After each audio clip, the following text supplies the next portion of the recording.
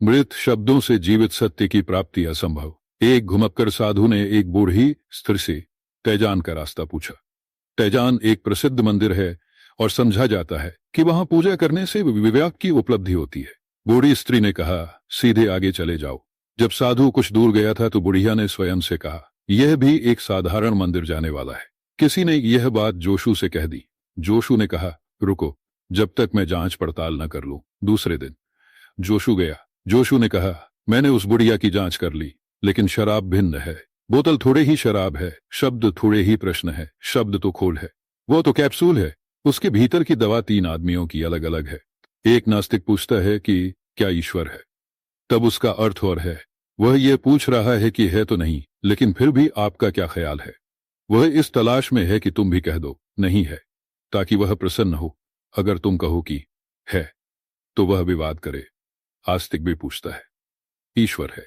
अपेक्षा है उसके प्रश्न में। वह जानता तो है ही कि ईश्वर है, सिर्फ तुमसे और गवाही चाहता है। तुम भी उसके साथ ही हो जाओ, उसका विश्वास सघन करो, उसकी आस्था मजबूत हो। और अगर तुम कहो है, तो वह प्रसन्न होता है। उसका अहंकार भरता है कि जो मैं कहता था वह ठीक है। यह आदमी भी साथ है। उसने अपने भीतर के विश्वास को और बढ़ा लिया। एक गवाह और मिल गया। तुम कहो नहीं, तो वह विवाद करेगा। एक तीसरा आदमी है जो ना आस्तिक है न नास्तिक है, जिसे कुछ पता नहीं कि ईश्वर है या नहीं। वह भी पूछता है कि क्या ईश्वर है। उसकी जिज्ञासा शुद्ध है।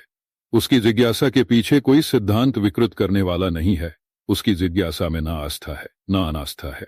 उसकी जिज्ञासा सिर्फ जिज्ञासा है, सिर्फ जिज्ञासा है। वह तुमसे उत्तर पाकर अपने भीतर कुछ भरने के लिए नहीं आया है। तुम्हारे उत्तर से उसे कोई अपेक्षा नहीं है। ये बड़े भिन्न प्रश्न हैं और ज्ञानी इन तीनों के अलग उत्तर देगा। पंडित तीनों का एक उत्तर देगा, क्योंकि पंडित प्रश्न को देखता है, ज्ञानी प्रश्नकर्ता को देखता है। ज्ञानी उसे देखता है जो सामने खड़ा है, जिसके भीतर यह प्रश्न लगा है। इस प्रश्न को तो प्रतीक मानता है। इसके पीछे छिपा हुआ पूरा व्यक्तित्व भिन्न है। यह प्रश्न तो आखिरी चोटी है, जिससे वह कुतूहल से भर गया है। लेकिन जो कुतूहल से भरा है, उसका इतिहास अलग है। तीनों के इतिहास अलग है। उनका प्रश्न एक जैसा कैसे हो सकता है? असंभव है। आधे घंटे के बाद जब निंदा का स्वर रुका, तो दूसरी स्त्री ने कहा कि और भी थोड़े विस्तार से बताओ। तो पहली स्त्री ने कहा, अब और बताने को कुछ नहीं। जितना मैंने कहा है उतना भी मुझे पता नहीं है। जितना पता था उससे ज्यादा तो मैं पहले ही बता चुकी। निंदा पर तुम जल्दी से आतुर हो जाते हो। कोई किसी की बुराई कर रहा हो, कोई किसी की बुराई कर रहा हो, कोई किसी की प्रशंसा कर रहा हो, तो तुम बड़े विषाद से भर जाते हो। प्रशंसा सुनने में तुम्हें आनंद नहीं आता, निंदा सुनने में आनंद आता है। क्यों? क्योंकि जब भी तुम किसी की निंदा सुनते हो, तुम्हारे अहंकार को लगता है तुम बेहतर। इससे भी सिद्ध हो गया कि तुम इससे भी बेहतर। जब तुम किसी की प्रशंसा सुनते हो, तब तुम्हें बड़ी पीड़ा होती है कि कोई तुमसे बेहतर, और ऐसा कहीं हो सकता है कि कोई तुमसे बेहतर। इसलिए निंदा को तुम बिना विवाद स्वीकार करते हो। प्रशंसा के साथ तुम बड़ा विवाद करते हो। कोई कहे फला आदमी पापी, तो तुम कभी नहीं पूछते कि कोई कारण, कोई प्रमाण।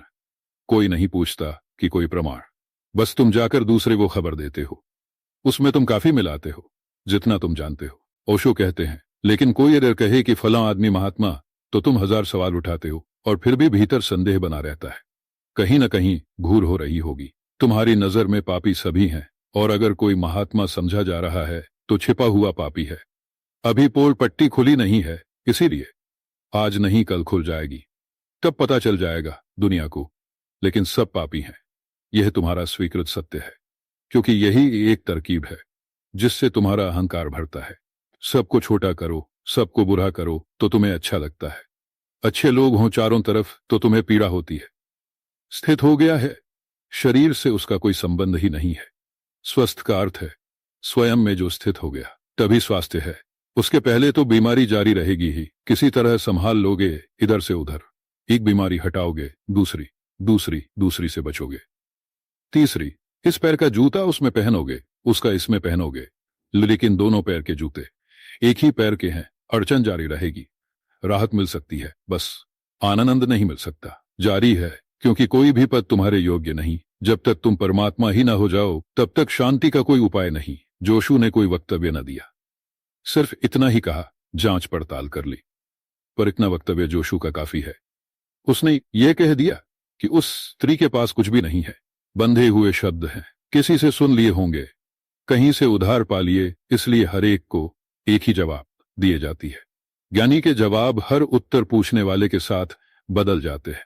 ज्ञानी कोई दार्शनिक नहीं है, उसने कोई जवाब सवाल तय नहीं कर रखे हैं। ज्ञानी एक दर्पण है, तुम जैसे हो वह तुम्हें वैसा ही प्रकट कर देता है।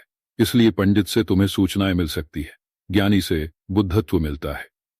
पंडित से जानकारी मिल सकती है, ज्ञानी से ज्ञान मिलता है। अगर आपको यह वीडियो पसंद आई तो इसे लाइक करें, अपने दोस्तों के साथ शेयर करें और हमारे चैनल को सब्सक्राइब करना ना भूलें। मिलते हैं अगले वीडियो में एक और प्रेरणादायक कहानी के साथ। धन्यवाद।